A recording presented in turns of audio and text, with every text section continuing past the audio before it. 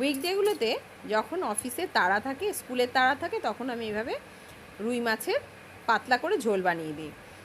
প্রথমে মাছটাকে ভালো করে নুন হলুদ মাখিয়ে সেটাকে কড়াইতে কড়া করে একটু ভেজে নিই। আর এদিকে মিক্সিতে আমি টমেটো আর একটু আদা দিয়ে বাটা করে রাখি। এবারে মাছ ভাজা তেলের মধ্যে একটু কালো জিরে ফোড়ন দিয়ে দিই কুচনো পেঁয়াজ আর একটু নুন।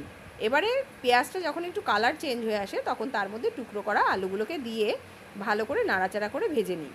এরপরে ওই আদা বাটা টমেটো বাটার মিশ্রণটাকে দিয়ে ভালো করে কষানো হলে 3টে চেরা কাঁচা লঙ্কা, হলুদ, ধনের গুঁড়ো, জিরের গুঁড়ো আর একটু কাশ্মীরি লঙ্কার গুঁড়ো দিই। আর একটু ব্যালেন্স করার জন্য দিই কিছুটা চিনি। এইবারে দিয়ে একটু কষিয়ে নিয়ে তার মধ্যে গরম জল দিয়ে দিই। এবার ফুটে উঠলেই তার মধ্যে ভাজা মাছগুলো দিয়ে দিই, একটু ধনে পাতা।